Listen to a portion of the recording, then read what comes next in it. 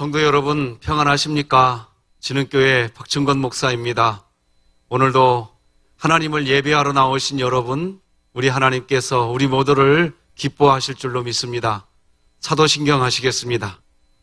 전능하사 천지를 만드신 하나님 아버지를 내가 믿사오며 그 외아들 우리 주 예수 그리스도를 믿사오니 이는 성령으로 잉태하사 동정녀 마리아에게 나시고 본디오 빌라도에게 고난을 받으사 십자가에 못 박혀 죽으시고 장사한 지 사흘 만에 죽은 자 가운데서 다시 살아나시며 하늘에 오르사 전능하신 하나님 우편에 앉아 계시다가 저리로서 산자와 죽은 자를 심판하러 오시리라. 성령을 믿사오며 거룩한 공회와 성도가 서로 교통하는 것과 죄를 사하여 주시는 것과 몸이 다시 사는 것과 영원히 사는 것을 믿사옵나이다. 아멘. 찬송가 373장 하나님께 찬양 드리겠습니다. 373장입니다. 고요한 바다로 저 천국 향할 때 주 내게 선풍 주시니 참 감사합니다. 큰 물결 일어나 나 쉬지 못하나 이 풍랑으로 인하여 더 빨리 갑니다. 내 걱정 근심을 쉬옵게 하시고 내 주여 얻은 영혼을 곧 밝게 하소서. 이 세상 고락간 주 뜻을 본받고 내 몸이 의지 없을 때 큰 믿음 주소서.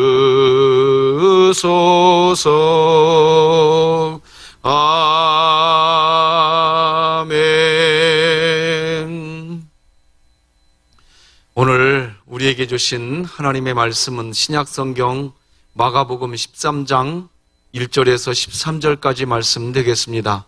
제가 봉독해 드리겠습니다.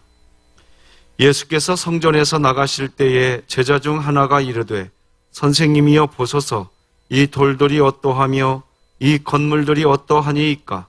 예수께서 이르시되 네가 이 큰 건물들을 보느냐? 돌 하나도 돌 위에 남지 않고 다 무너뜨려지리라 하시니라.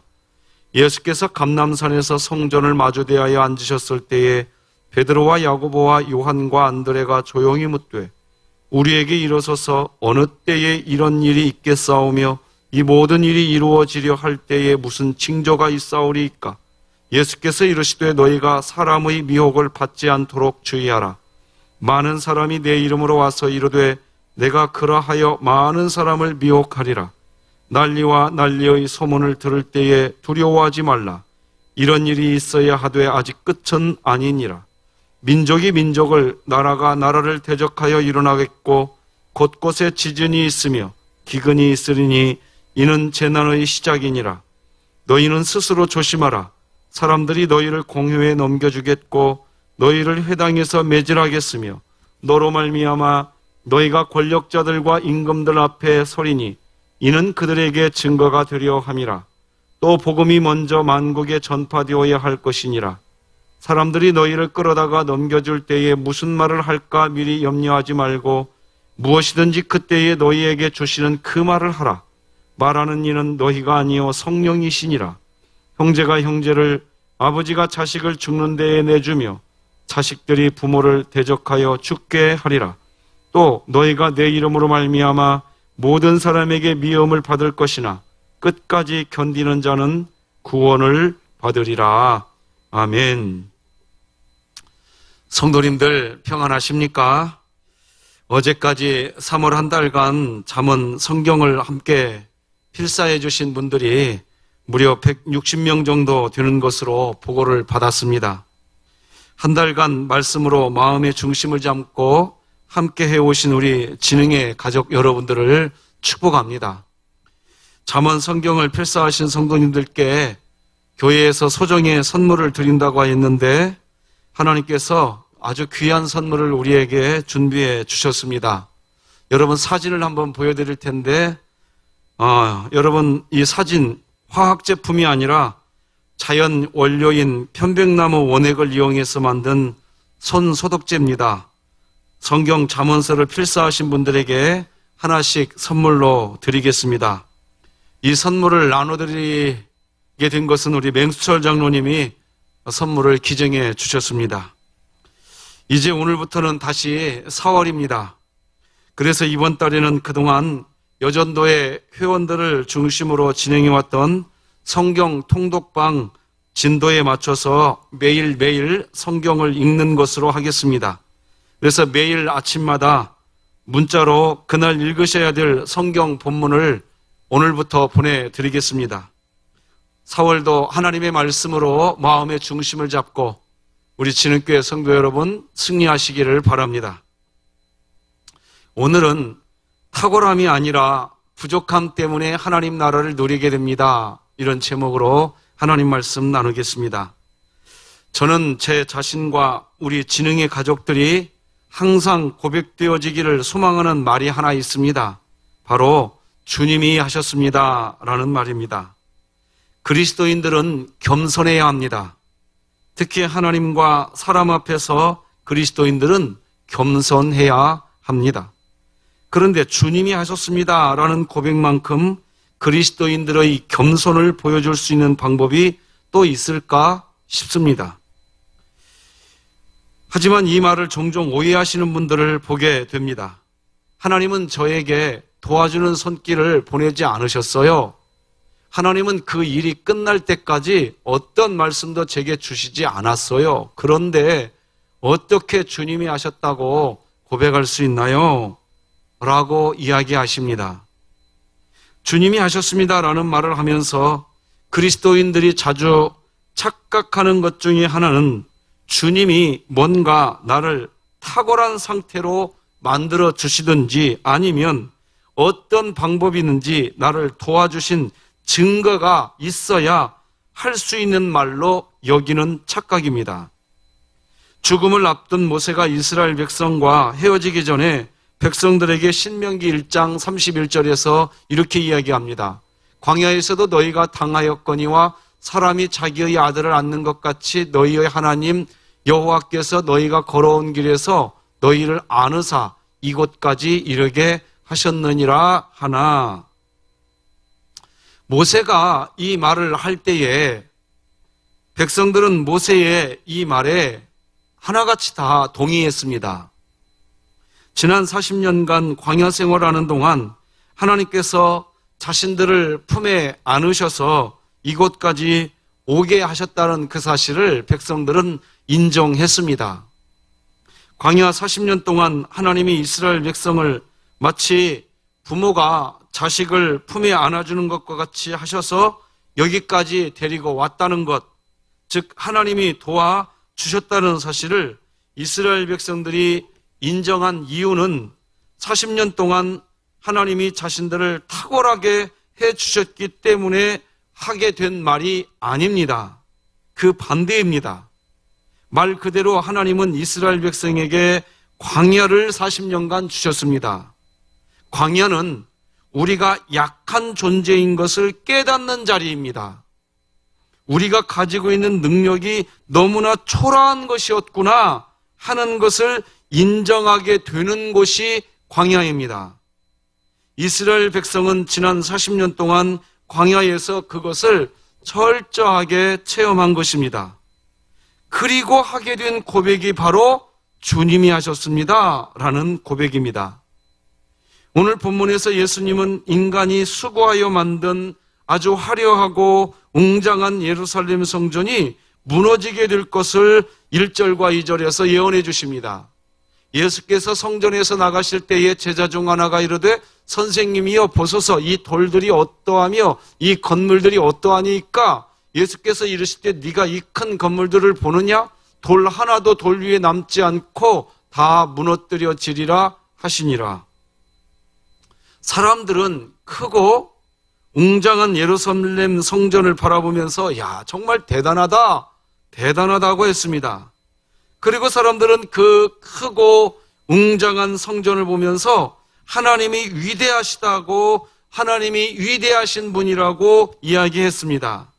그런데 예수님은 그런 크고 웅장한 예루살렘 성전이 무너질 것이라고 이야기하십니다. 그리고 실제 역사적으로 예루살렘 성전은 무너지고 말았습니다. 왜 예수님은 크고 웅장한 건물, 그 건물을 보면서 하나님이 위대하시다고 말하게 되는 그 건물이 무너뜨려질 것이라고 하셨을까요? 그 이유를 저는 로마의 베드로 대성당과 스페인의 파밀리아 대성당에 가보고서 분명히 알았습니다. 그 두 개의 성당은 정말 탁월한 성당임에 분명합니다. 분명히 크고 웅장한 성당이었습니다. 그래서 사람들은 그런 성당의 위엄을 보면서 탄복하기까지 하는 것을 저는 제 눈으로 보았습니다. 수많은 관광객이 그곳을 찾아온 것도 보았습니다. 그런데 중요한 것은 그렇게 크면 클수록 하나님의 영광은 없고 사람의 영광만 가득하다는 것을 알았습니다. 하나님은 10가지 재앙을 통해 이스라엘을 애굽에서 해방시켰습니다. 출애굽의 과정은 구원의 과정이며 죄로부터의 자유를 의미합니다. 그렇게 자신의 백성을 자유하게 하신 하나님은 그 백성을 곧바로 가나안으로 인도하지 않고 광야를 지나게 하셨습니다. 광야를 지나게 하신 이유는 출애굽 그 자체가 목적이 아니라 출애굽은 시작이었기 때문입니다. 죄로부터의 자유는 단순히 죄에서 멀어지는 것이 아니라 하나님을 섬기기 위한 자유인 것입니다. 모세도 바로에게 출애굽을 하는 목적에 대해 하나님을 섬기기 위해서라고 말했습니다. 구원은 하나님을 바르게 섬기기 위한 시작이며 그 과정에는 늘 광야가 있는 것입니다. 오늘 본문에서도 하나님의 영광이 떠나고 그저 사람의 영광으로만 가득한 예루살렘 성전이 무너질 것을 이야기하시고 난 후에 성전이 무너지기 전에 난리와 소문이 국가 간의 전쟁과 지진까지 함께 일어날 것을 이야기하십니다. 7절, 8절입니다. 난리와 난리의 소문을 들을 때에 두려워하지 말라. 이런 일이 있어야 하되 아직 끝은 아니니라. 민족이 민족을, 나라가 나라를 대적하여 일어나겠고 곳곳에 지진이 있으며 기근이 있으리니 이는 재난의 시작이니라. 그런 일들이 있을 때에 믿음의 사람들이 미혹에 빠지지 않기 위해서 조심해야 한다고 하셨습니다. 5절이지요. 예수께서 이르시되 너희가 사람의 미혹을 받지 않도록 주의하라. 왜 이런 말씀을 하셨을까요? 이유는 사람이 떡으로만 사는 것이 아니요 여호와의 입에서 나오는 모든 말씀으로 사는 줄을 네가 알게 하시기 위해서다라는 것입니다. 하나님께서 이스라엘 백성에게 광야를 주신 것도 마찬가지입니다. 신명기 8장 3절 보면 너를 낮추시며 너를 줄이게 하시며 또 너도 알지 못하며 내 조상들도 알지 못하던 만나를 내게 먹이신 것은 사람이 떡으로만 사는 것이 아니요 여호와의 입에서 나오는 모든 말씀으로 사는 줄을 네가 알게 하려 하심이니라. 아멘. 광야는 하나님의 백성된 이스라엘이 하나님의 백성처럼 하나님 백성답게 살아가는 방법을 배우는 과정이 광야입니다.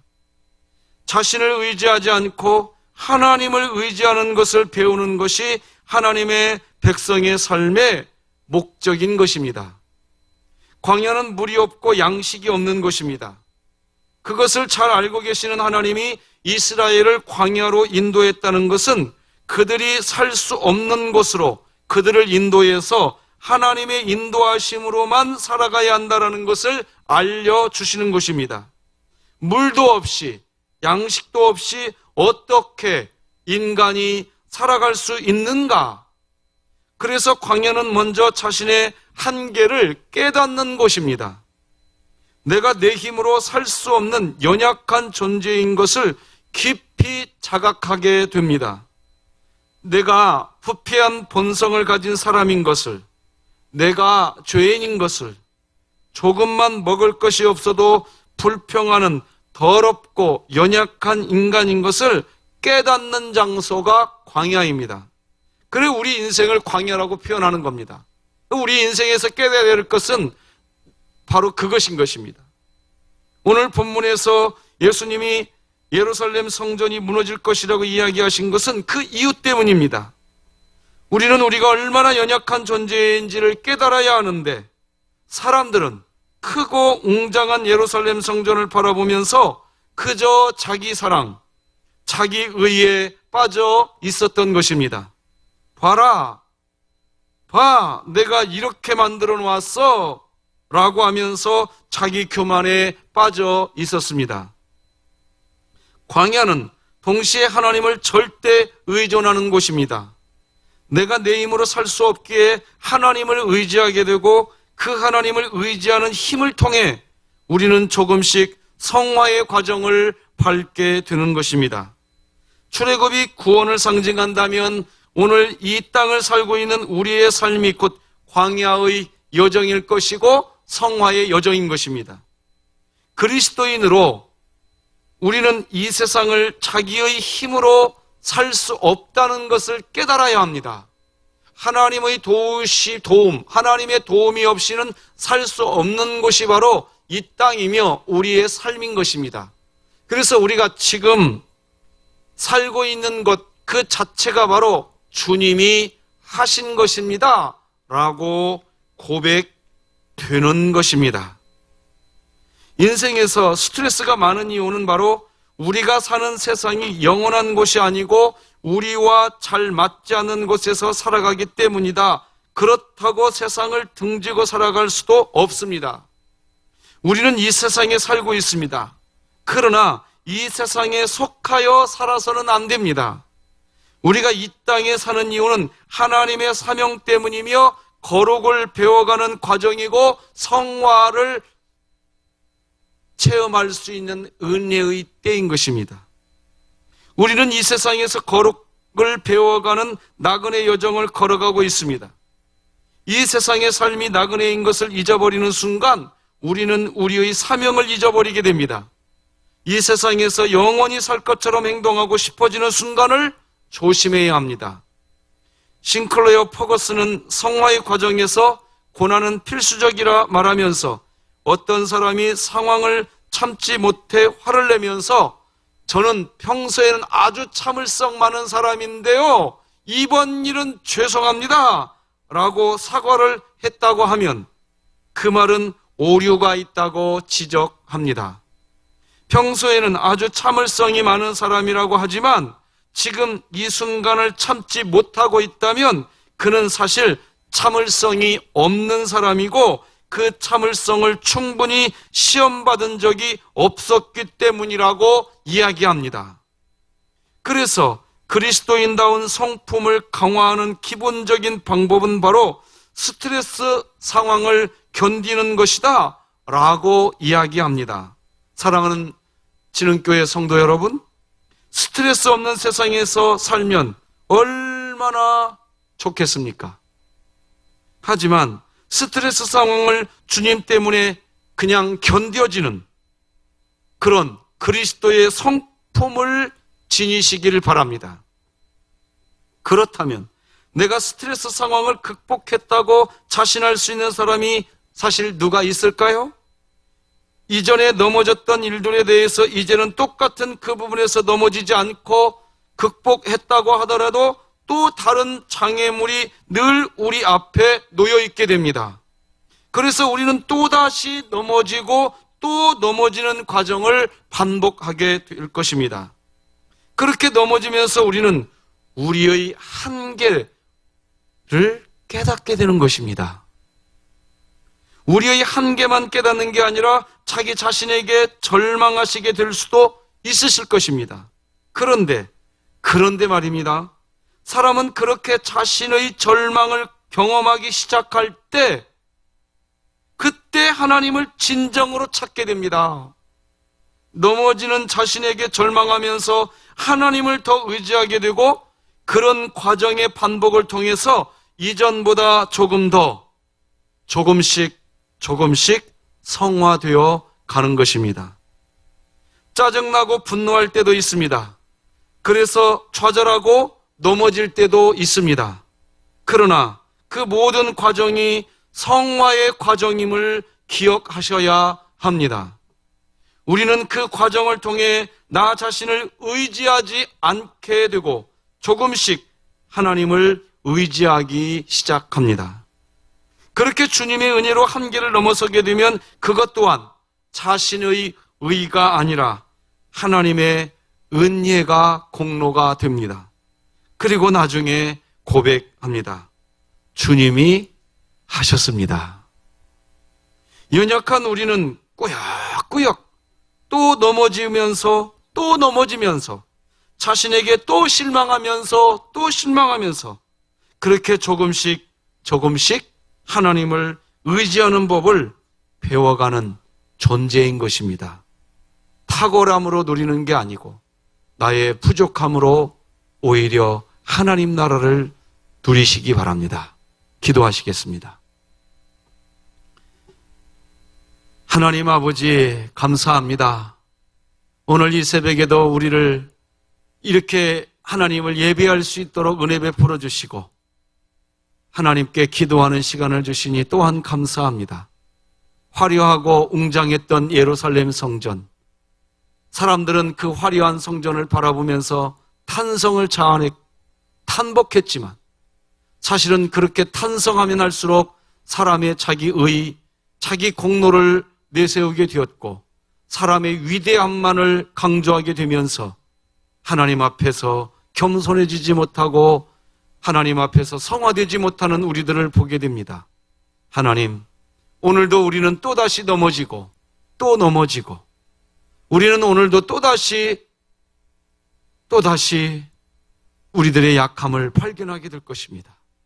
그러나 성령님은 우리를 떠나지 아니하시고 연약할 바로 그때에 우리에게 속삭여 주실 줄로 믿습니다.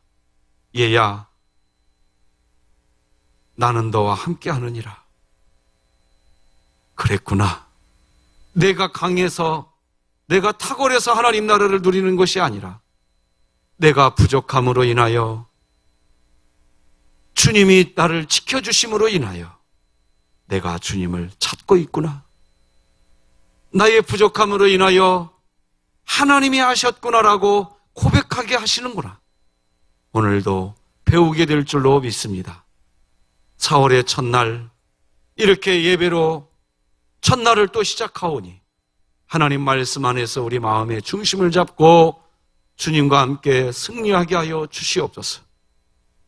특별히 이번 주간 아버지 하나님, 우리 사랑하는 성도들이 오직 예수 그리스도 그 십자가를 깊이 묵상하며 우리 주님과 동행하게 하여 주시옵소서. 예수님의 이름으로 기도드립니다. 아멘. 하늘에 계신 우리 아버지여, 이름이 거룩히 여김을 받으시오며 나라가 임하옵시며 뜻이 하늘에서 이루어진 것 같이 땅에서도 이루어지이다. 오늘날 우리에게 일용할 양식을 주옵시고 우리가 우리에게 죄 지은 자를 사하여 준 것 같이 우리의 죄를 사하여 주옵시고 우리를 시험에 들게 하지 마옵시고 다만 악에서 구하옵소서. 대개 나라와 권세와 영광이 아버지께 영원히 있사옵나이다. 아멘. 사랑하는 성도 여러분, 4월 한 달도 주님과 행복하시기 바랍니다.